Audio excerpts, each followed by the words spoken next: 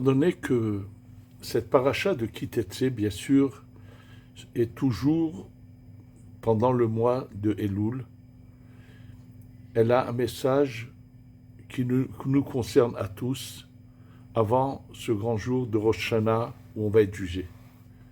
Comme je vous l'ai déjà dit, tout va se jouer entre Rosh Hashanah et, bien sûr, Simchat Torah. Il y aura la finalité des choses où ça sera irréversible et, bien sûr, chacun aura eu les décrets qu'il aura eu sur lui. Comment fait-on pour s'améliorer, changer le cours des décrets? Il y a une grande allusion dans cette paracha qu'on va voir quand elle commence par les mots « Ki tetse la milchama aloivecha » quand tu te décideras de sortir en guerre contre tes ennemis. En fait, comme le dit Rashi, il ne s'agit pas du tout des guerres que nous vivons actuellement, qui sont des guerres dans lesquelles nous sommes obligés de nous battre pour défendre notre vie, l'État d'Israël, la terre d'Eretz Israël. Et ça, c'est Melchemet Krova, ça c'est des guerres qui nous sont imposées.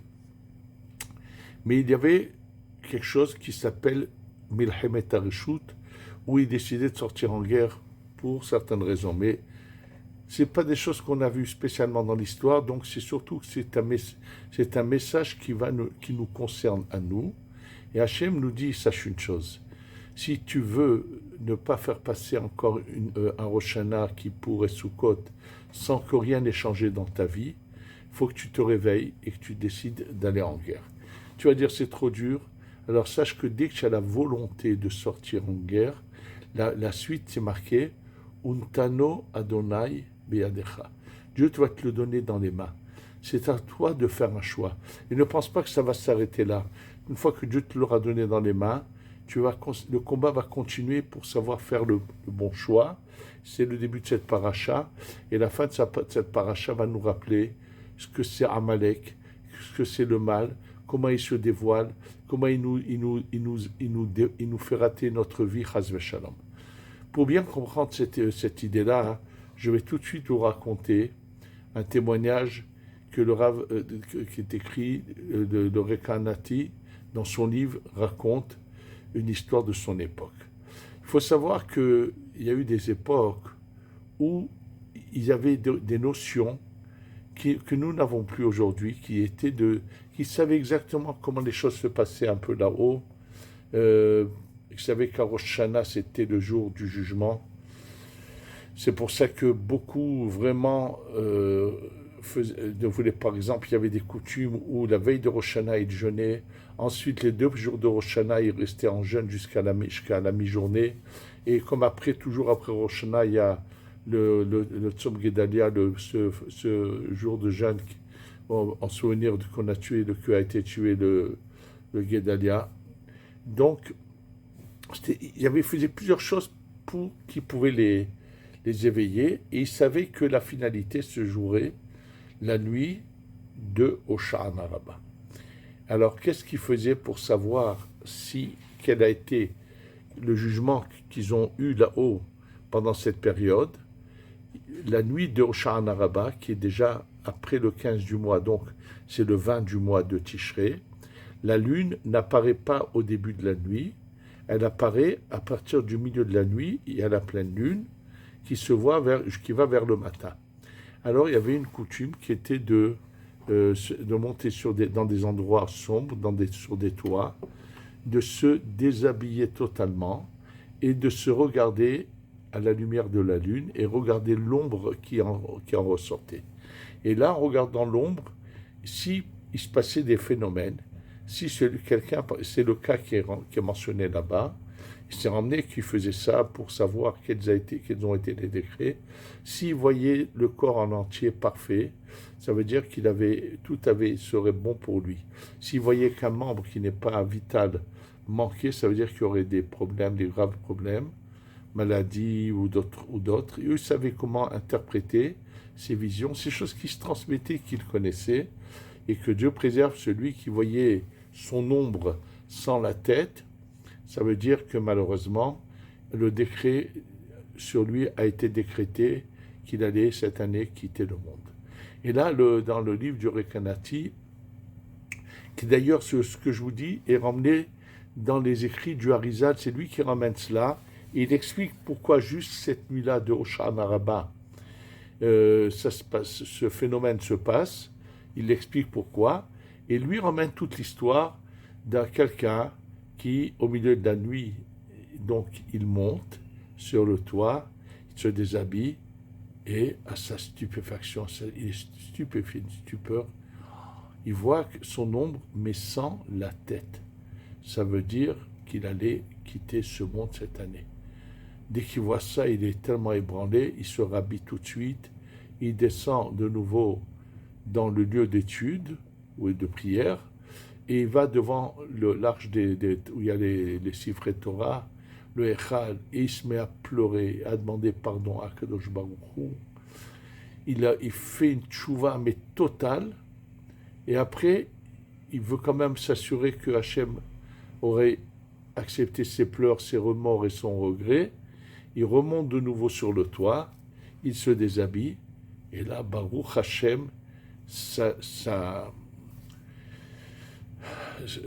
son ombre est complète et il comprend que le décret a été annulé. Moi, dans cette histoire, j'ai un problème qui m'a toujours beaucoup interpellé. Cette personne sa réaction a eu lieu quand? Le 20 Tishrei. Ça veut dire que c'est passé tout le mois de Elul où les gens se réveillent, où on fait les slichot, où on demande pardon à Hachem, où on veut se repentir. Et là, il s'agit d'un monsieur qui est pratiquant, qui a une croyance inébranlable. Il sait que ce qu'il va voir, c'est du vrai, c'est pas de n'importe quoi. Il y croit, puisque lorsqu'il voit cette réaction, il va tout de suite venir. Et donc, c'est passé le mois de Elul. Se sont passés les 2 jours de Rosh Hashanah avec le shofar. Se sont passés les 10 jours entre Rosh Hashanah et Kippour. Il y a eu Kippour, où tout le monde se réveille, tout le monde fait tchouva. Il y a eu ensuite Sukkot, qui est la continuation, qui est la tchouva par l'amour. Il y a eu tout ça. Et où il était, ce monsieur?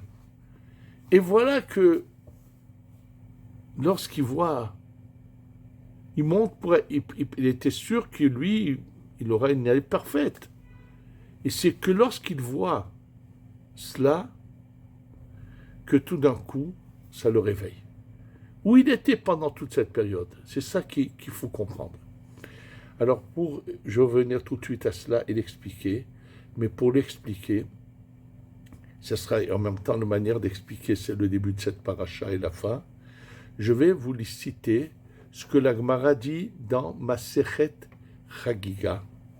Dans Masechet Chagiga, au début d'Avdalet, il y a là-bas, on nous parle d'un Rav qui s'appelle Rabbi Elazar, qui, lorsqu'il étudiait les versets de la Bible, il y a 2 endroits que lorsqu'il arrivait à l'étude de ces versets-là, il se mettait à pleurer. 2 endroits précis, on va voir pourquoi. Et là, ce qu'on va comprendre, c'est si apparemment, à chaque fois qu'on nous mentionne qu'il peut y avoir une punition ou quoi, il pourrait pleurer dans tellement de lieux, dans l'histoire où lorsque le peuple se soulève contre Moshe Rabbeinu et Aaron après l'histoire après l'histoire d'Ektoret et de Korach, il y a 14 000 morts. Il y a tellement d'endroits où on voit la main de Dieu qui frappe lorsqu'ils agissent pas bien. Tout ça ne le fait pas pleurer. Il y a 2 endroits précis qui vont le faire pleurer lorsqu'il les étudie. C'est ce que la Gemara nous dit, et il faut qu'on comprenne pourquoi. Vous allez voir qu'à travers cette histoire de la Gemara, ce témoignage, on va comprendre combien on peut être des fois complètement à côté de la plaque, penser qu'on n'a rien à se reprocher, et combien on est loin de cela. Alors, la première chose qui le faisait pleurer, c'est lorsqu'il arrivait dans l'histoire de Yosef, lorsque Yosef se dévoile à ses frères. Au moment où Yosef se dévoile à ses frères, il leur dit « Ani Yosef ». je suis Yosef. Aod Avichai, est-ce que mon père est encore en vie? Et là, les frères de Yosef, ils n'arrivent pas à répondre. Ils sont sous le choc de leur vie. Ils sont tétanisés. Et là, le Rav de la Gemara, Rabbi Elazar, il dit O ilanu miyom adin, o ilanu miyom atochecha. Malheur à nous, le jour où on va être jugé devant Dieu, malheur le jour où on va nous faire des remontrances. Et ça, c'est là-dessus il pleure. Qu'est-ce que cela veut dire? Et je vais tout de suite ramener le deuxième exemple, mais qui a la même signification que celui-là qu'on va voir.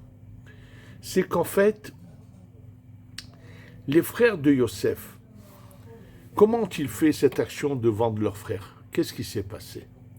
Les frères de Yosef ont commencé à se poser des questions dans l'agissement de leur frère Yosef. Ils ont senti qu'il y avait un gros problème qui les mettait en danger. C'est-à-dire, Abraham a eu 2 enfants, il a eu Yitzhak et il a eu Ishmaël. Qui finalement va être la continuité d'Abraham? C'est Yitzhak. Ishmaël va être éjecté, va donner naissance à la nation de l'Orient, duquel va naître finalement l'islam, et ainsi de suite. Rien à voir avec le peuple juif. Ensuite, Yitzhak a 2 enfants, Yaakov et Esav. Yaakov va continuer le chemin de son père, Esav est éjecté, c'est l'Occident et la chrétienté. Eux ont réfléchi et se sont donc unis pour penser et dialoguer et décréter. Ça veut dire qu'ils ont fait un Beddin. Ils n'étaient que 9. Imaginez-vous que pour arriver à 10, ils ont obligé la Shekhinah à s'unir à eux. C'est-à-dire que la Shekhinah va subir quelque chose sans qu'elle ait la possibilité de s'exprimer. D'ailleurs, quand ils vont devoir finalement tous réparer cela dans le Gilgulim qui vont venir, comme je vais l'expliquer, celui qui va réparer la part de la Shekhinah et ainsi que la part de Yosef, parce que Yosef les a quelque part provoqués, ça va être Rabbi Akiva.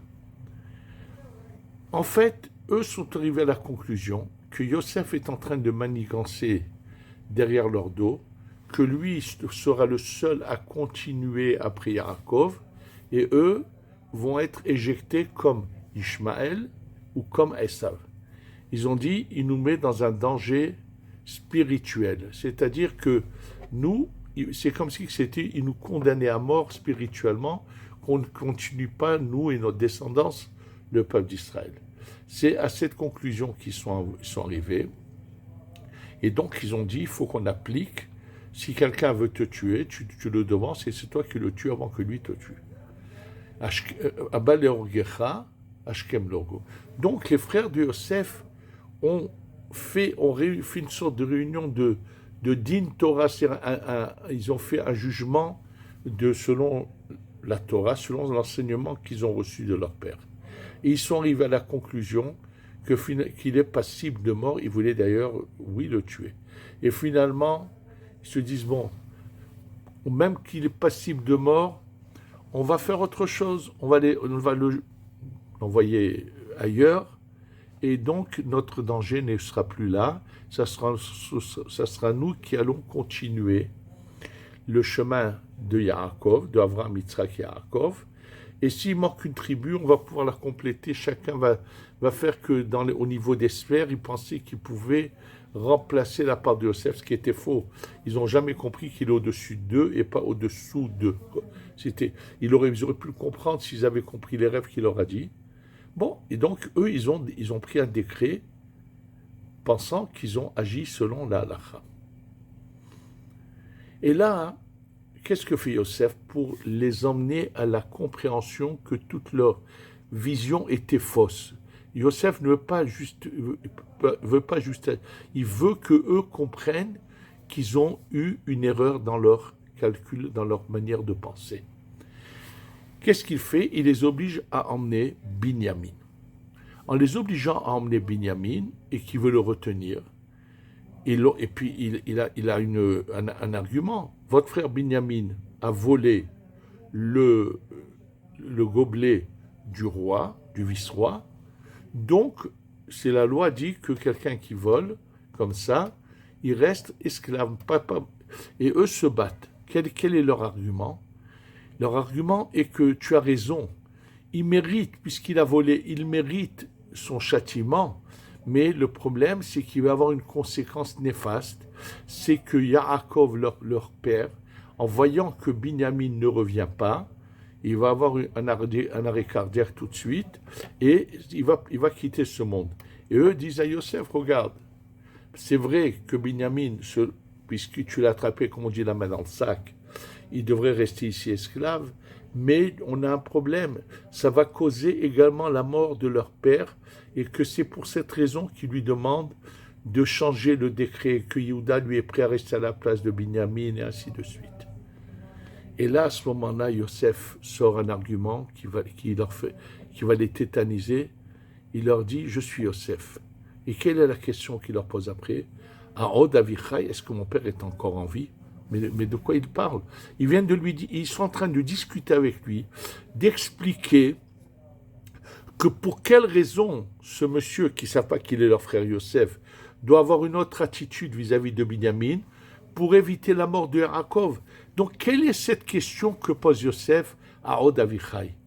Tout simplement, Yosef leur dit, parce que lui, il avait été témoin de son jugement, il était présent. Il leur dit, pourquoi, lorsque vous avez pris la décision de me condamner à mort, et finalement de le vendre comme ils l'ont fait, et ainsi de suite, pourquoi à ce moment-là, ne vous est pas venu à la tête en l'idée que vous alliez peut-être faire un arrêt cardiaque à notre père Yaakov? C'est ça ce qu'il leur dit. Ani Yosef, je suis Aod Avichai, mon père est quand même vivant après la douleur et la souffrance que vous l'avez causée par mon absence. Donc, c'est un argument et qui leur fait réaliser qu'en fait, leur jugement, leur manière de penser était fausse. D'ailleurs, malheureusement, ça va leur coûter très cher. Ils vont devoir revenir en Gilgoul chez Dir Chachamim qui vont subir une mort horrible parce qu'ils ont fait ce mauvais calcul. Dans la vie, c'est ça ce qu'il dit sur Rabbi Eliezer qui fait pleurer. Combien de personnes, même les plus grands, qui nous avons plus grands que les tribus, les enfants de Yaakov, nos ancêtres, c'est de eux que va naître le peuple d'Israël.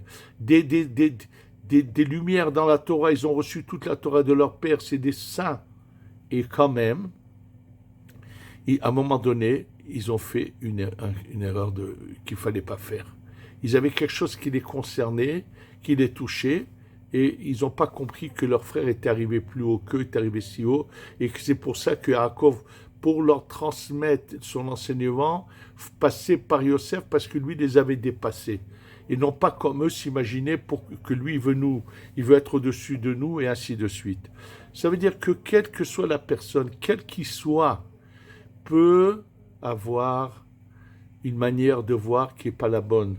Tous ceux qui se donnent des autorisations. J'ai eu l'occasion de rencontrer un monsieur qui n'est plus de ce monde, qui repose en paix, très pratiquant, et qui a eu des erreurs, et qu'il se justifiait, puisqu'il y a eu une période où sa femme a eu des problèmes qui faisaient qu'elle ne pouvait pas aller au mikvé. C'est sûr que c'était une épreuve très dure, et comme il l'a dit, mais qu'est-ce qu'il va faire? Il va rester pendant une période sans avoir de s'unir à sa femme, de savoir aucune relation.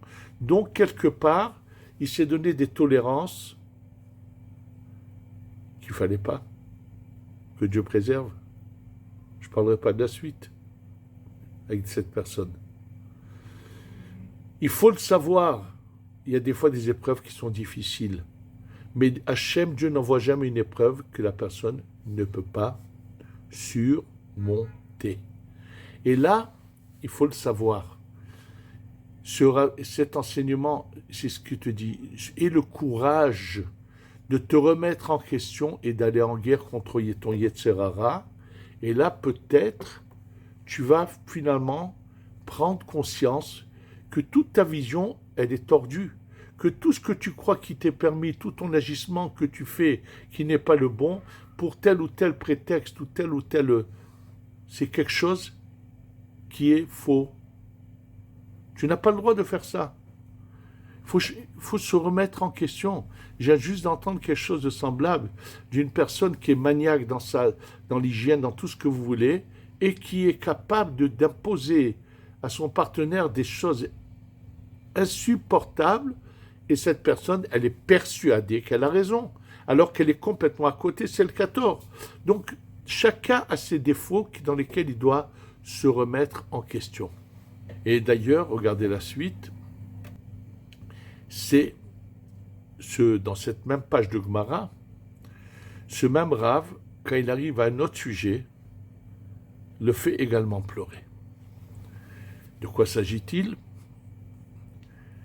Lorsque le roi Shaoul, qui a malheureusement commis des erreurs, et qui va les réparer en étant prêt à mourir, à se sacrifier, mais il ne sait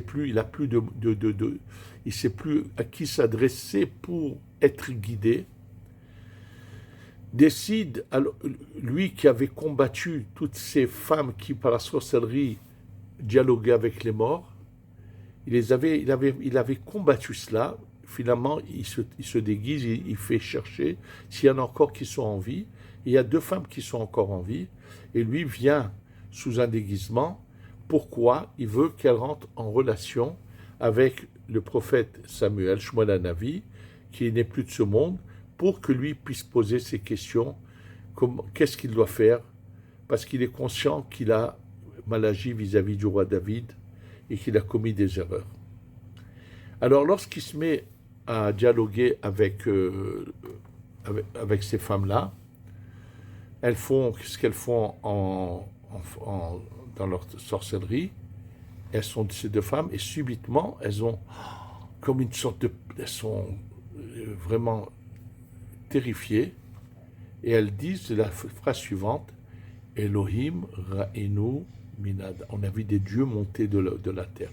Ça veut dire que tout d'un coup elles ont eu la vision. Lui ne voyait pas le roi Shaoul, mais elles ont vu la vision. Elles ont vu 2 personnes. Bien qu'elles avaient demandé à dialoguer avec Shmuel, elles voient 2 personnes, et l'Agma va l'expliquer. Et là, à ce moment-là, le prophète Shmuel Hanavi, qui n'est plus de ce monde, dit à Shaoul: Lama irgaztani le'alototi. Pourquoi tu m'as fait avoir une peur terrible comme ce que tu m'as provoqué maintenant? Tu m'as provoqué une peur terrible. De quoi s'agit-il? L'Agmara explique. En fait, Shmuel Hanavi, bien sûr, c'était un saint. Il est comparé à Moshe Aaron. Et lorsqu'il quitte ce monde, bien sûr qu'il va directement, il est jugé au Gan Eden directement. Et pendant qu'il est au Gan Eden, on le convoque, on lui dit: sache que le Bédine te convoque. Shmuel a pensé qu'on allait de nouveau le juger. Bien sûr, il y a beaucoup de questions là-dessus. Alors qu'il avait déjà été jugé, il pense qu'on va le juger de nouveau. Et il va tout de suite chez Moshe Rabbeinu. Il dit: Moshe, accompagne-moi s'il te plaît. Viens, on veut me juger de nouveau. On va voir pourquoi il prend Moshe. Et lorsqu'il arrive finalement devant le Bédine, ils lui ont dit: non, on ne va pas te juger, tout simplement c'est Shaoul qui veut te poser une question. C'est pour ça qu'il lui dit: tu m'as fait rentrer dans une peur qu'on va de nouveau me juger, on va voir sur quoi, qu'est-ce qui a été ses craintes. Et finalement, ce n'est pas le cas. Et bon, je vous dis la suite. Lorsque Shaoul lui dit qu'est-ce qu'il doit faire, il lui dit: alors si tu vas demain au combat et tu es prêt à mourir, malheureusement, elle va mourir avec ses 2 garçons également. Et alors là, tu expireras tes fautes et tu pourrais être au Gan Eden. Parce que l'erreur qu'il a commise vis-à-vis de David, puisqu'il est prêt à mourir pour réparer, Hachem accepte la Teshuvah. Alors que s'est-il passé? En fait, quand il va chercher, Shmuel va chercher Moshe Rabbeinu, il se met à réfléchir. Toute ma vie, je suis allé dans le chemin de la Torah. Et si même j'ai fait une fois une petite erreur quelconque, j'ai fait teshuva. Donc sur quoi on peut me juger? De toute façon, et le problème qui est plus grand, c'est qu'on l'a déjà jugé, qu'il est parti de ce monde. Alors sachez que là-haut, à chaque fois qu'on veut monter, augmenter la récompense d'un tzaddik, on le juge de nouveau sur des détails sur lesquels il n'a pas été jugé au départ, parce que le jugement est en fonction de l'emplacement qu'on a. Donc lui, Shmuel Hanavi était persuadé qu'on vient le juger pour le faire monter encore à un niveau encore plus haut, mais il ne comprend pas sur quoi. Il se dit peut-être qu'on va m'accuser d'avoir interprété des paroles de la Torah de manière fausse parce que j'avais un intérêt quelque part en moi. C'est-à-dire que même la personne, comme Shmuel Hanavi, je répète, même Shmuel Hanavi avait la crainte d'avoir déformé les paroles de Dieu et les adapter à ce qui le concerne. Combien de fois les gens sont persuadés qu'ils ont raison, ça peut être même des grands rabbanim, Rosh Yeshiva, Admour, tout ce que vous voulez, et qui pensent qu'il est sûr dans certaines choses, et après il va commencer à chercher des preuves pour se donner raison. Alors que s'il avait décidé de se remettre en question et d'examiner que peut-être sur quoi il est sûr qu'il a raison, peut-être qu'il se trompe, alors il aurait compris. Je peux vous dire tout de suite, moi je connais un cas d'un grand personnage qui, pour donner raison à une certaine décision de halakha, il a donné une explication et il ne s'est jamais rendu compte qu'il se contredit lui-même dans un autre endroit, puisque là il dit que ce qu'il dit, tel argument par rapport au Rambam, or dans un autre endroit, c'est tout à fait l'inverse. Et si pensait qu'il ne voit pas ce qui se contredit, qui contredit ses arguments, parce que il est tellement persuadé que c'est comme ça que ça doit être, donc il ne pense même pas, s'il s'était mis à réfléchir, il verrait qu'en fait, ça contredit ce qui est dit dans un autre endroit, que lui dit l'inverse dans un autre endroit. Le même argument qu'il a là, il pourrait l'avoir ailleurs, ça lui ferait réfléchir. Ça veut dire que, quel que soit le niveau de la personne, bien sûr que ceux qui sont passés au niveau, à tous les niveaux, ceux qui ont des agissements, quand des gens décident d'abandonner leur famille, de divorcer, aussi bien un homme qu'une femme, il y a eu combien de cas qui, ils n'ont pas pensé que c'était une épreuve d'Hachem, et il y a des cas, oui, où ils ont abandonné sans aucun remords, sous toutes sortes de prétextes.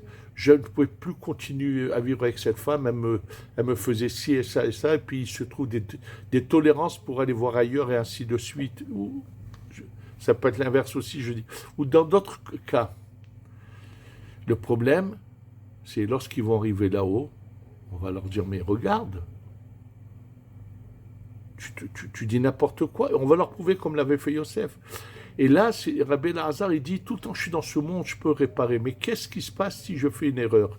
Et c'est ça ce que Shmuel, il a cru. Il a eu peur qu'on le juge, que peut-être il a déformé des paroles. Il a dit à Moshe, viens témoigner que je n'ai jamais interprété n'importe quelle parole de la Torah différemment de ce que tu as reçu toi au mont Sinaï. Nous sommes dans ce mois de Elul. Écoutez bien. C'est par amour que ce que je vous transmets, je vous le dis. Combien de gens, quand ils sont arrivés là-haut, c'était trop tard. Combien ils ont pu subir et souffrir. Et je peux vous le dire, il y a tellement de cas que j'ai entendus. Et un parmi tant d'autres, c'est d'un des élèves de ce grand tzaddik Mekoubal qui s'appelait le Rav Mordechai Sharavi. Et un de ses élèves qui était un saint, qui a toute sa vie, vraiment, tout en travaillant, allait étudier chez le Rav Mordechai Sharavi, s'appelait Rabbi Uri Nouri, que j'ai connu, il n'y a pas longtemps, il est décédé centenaire, le jour de l'Akba Omer, parce que c'était un Mekoubal qui a toute sa vie appliqué. Il avait des varices dans les jambes, il restait quand même très longtemps pour l'Amida. C'était, je vous dis, un saint. Et un jour, il m'a raconté quelque chose qui l'avait beaucoup ébranlé. Dans le début où il était chez le Rav Mordechai Sharavi, il y a eu une période où malheureusement, il y avait un personnage qui étudiait aussi là-bas et qui avait pris en grippe un des autres élèves de Rav Mordechai Sharavi et il lui faisait la guerre constamment. Et bien sûr que l'autre élève n'a jamais réagi et Rav Mordechai Sharavi est toujours resté silencieux. Et celui qui pensait qu'il avait raison, qui agissait vis-à-vis de l'autre personne, comme il a agi, le Rav Uri Nouri m'a raconté comment un soir, dans son rêve, on lui a montré dans quel jugement terrible il était en train de subir là-haut. Sachez que le Mashiach va venir d'un instant à l'autre. Il va y avoir ce jour qu'on appelle le grand jugement. Et ça va donner toute la suite de cette période de vie sans fin où on va passer à l'étape au-dessus. Mais il faut passer dans la bonté, dans la douceur, dans la jouissance, et non pas devoir payer des erreurs. Ce qui m'a un jour vraiment marqué, une très belle parole de quelqu'un qui vit ici, un francophone qui vit ici à Yerushalayim. Et il y a des années de cela, quand j'étais à Nahar Shalom, était venu me voir, à me supplier à l'initier au côté caché de la Torah. Il avait une volonté de faire. Et il a toujours, ce qu'il a étudié, il l'a mis en pratique. Il faut voir comment. Tout ce qu'il a étudié, il le met en pratique. Mais lui avait eu un début, comme malheureusement pas lui, mais toute sa famille, tous ses frères. Je pense que lui, il est pratiquement le seul, ou bien encore sur 7 garçons, je crois, ils étaient 2 à être restés juifs. Les autres sont tous malheureusement assimilés. Et je ne sais pas que le jour où il a eu cette réflexion, qui a fait que du jour au lendemain, il m'a dit, il a coupé court avec toutes ces femmes qu'il connaissait, des goyots, toutes sortes de femmes qu'il fréquentait, et du jour au lendemain, elles ne croyaient pas leurs yeux. Et il m'a dit une phrase. Il m'a dit, mais en fin de compte, tout le monde doit passer à la caisse et payer l'addition. Et ce qu'il dit est tout à fait exact. La Torah, chaque année, pendant le mois de Elul, Hachem nous envoie des flashs de réveil. Et cette paracha nous le dit. Kitetse la milhama. Pense à sortir en guerre contre tes vices, contre tes idées tordues, farfelues, où tu penses que tu as tout à fait raison dans tout ce que tu fais, où tu vas te trouver toutes sortes d'excuses. Arrête. Comprends que tu es à côté, tu auras des comptes à rendre un jour. Il y en a qui préfèrent éviter qu'on leur dise ça en face. C'est le cas de quelqu'un qui m'était très proche, il m'évite à tout prix parce qu'il sait très bien que je ne lâcherai pas jusqu'à qu'il comprendra qu'il est à côté, mais il est incapable de vouloir se détacher. C'est Hachem n'acceptera aucune excuse.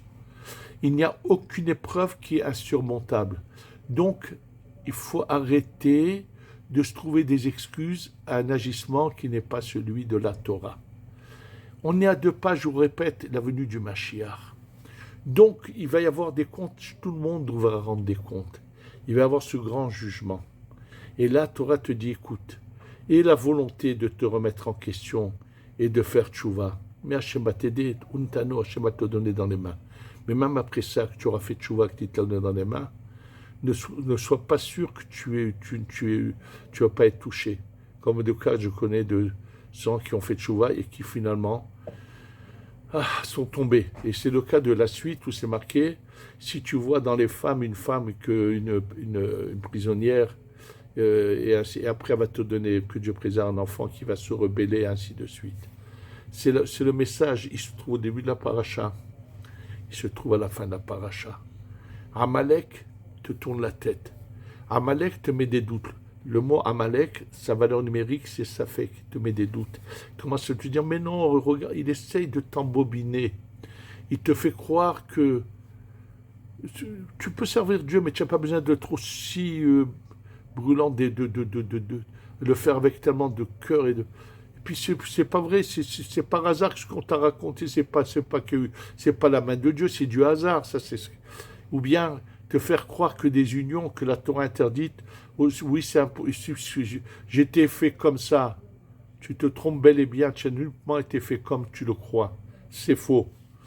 Sachez que, il faut le savoir, que Dieu, Hachem, a mis en chacun de nous un désir de vie, de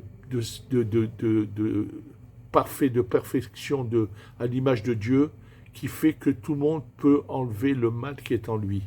Et je vais vous dire ce que j'ai eu l'occasion d'entendre il y a une 50aine d'années, quand je suis arrivé en Eretz Israël, dans un collège à Bnei Brak, ils ont fait venir un jour le Mashgiach de la Yeshiva de Slabodka. Je ne me souviens pas de son nom. Et dans ce qu'il a dit, il a raconté quelque chose de très beau. Il y a des gens qui sont toute leur vie dans le vol. Parce que il leur faut de l'argent, ils trouveront toutes sortes d'excuses, comme une fois j'ai eu l'occasion de vous le raconter, il y en a un qui m'a dit, mais moi, Vodarav, moi je vole pas n'importe qui, moi je vole que ceux que Dieu, ils ne méritent pas leur argent, bref, tout ça. Alors il a donné l'exemple suivant. Pendant l'hiver, dans le nord de l'Angleterre, comme moi j'étais à Gateshead, je l'ai vu de mes yeux, il y a des étangs d'eau qui deviennent de la glace. On peut même marcher dessus, il n'y a aucun risque mais dès que le printemps arrive, c'est un danger, parce que dès que la personne marche sur cette glace, tout d'un coup, morceau de glace se brise et la personne tombe dans l'eau, elle est foutue, elle ne peut pas remonter, puisque c'est à peine un trou, il n'arrivera pas à remonter à la surface, à part que l'eau est glacée, donc c'est la mort. Il dit, prends le plus grand voleur, le plus grand fou de l'argent, et sur un étang, au milieu de cet étang qui est glacé, on va entasser de l'or et de l'argent, des millions de dollars. Mais c'est le printemps où c'est un danger de marcher sur cette glace. Sache que même le plus grand bandit et voleur ne marchera pas sur la glace pour aller chercher cet argent, parce que il a envie de vivre.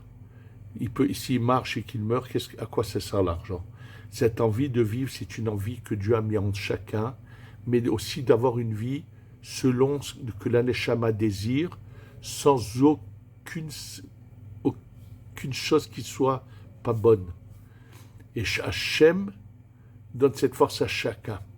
Donc que personne ne dise il est né homosexuel, ou elle est née lesbienne, ou il est né dans un contexte, il a été battu enfant, tout ça, il faut arrêter tout ça. Chacun a une neshama pure, une partielle divine qui va le rendre normal. Parce que l'homosexualité lesbienne, ça vient de Amalek également, ce qui est marqué dans le texte que vous pourrez regarder dans la paracha, c'est lui qui a cherché à instaurer l'homosexualité dans le peuple d'Israël. Donc chacun peut vivre de manière authentique, selon la Torah, la volonté de commencer à se remettre en question et de vouloir changer. Fasse qu'on arrive à tous se réveiller, tous se réparer, tous se remettre en question, quels que soient les niveaux, et que celui qui dit des bêtises sur l'armée, comme ça a été le cas de quelqu'un, et après il a traité les gens d'ignorants parce qu'ils ont osé parler de ses paroles, lui aussi il doit se remettre en question et comprendre que même il connaît beaucoup de Torah, il n'aurait jamais dû dire ce qu'il a dit. Ça veut dire à tous les niveaux, on va tous essayer de se remettre, chercher à faire la volonté d'Hachem, d'être de bons enfants pour Hachem. Et la délivrance va arriver. Mais après cette délivrance, avec la tête haute, on ira vers le Beth Amikdash et jouir de cette bonté que Dieu va nous donner. Parce que dans ce mois de Lul, on voit la délivrance et qu'on ait tous un bon jugement, une bonne année, pleine de bonheur, et qu'après la venue du Mashiach, on aura la tête haute et non pas la tête basse. Amen, ve Amen.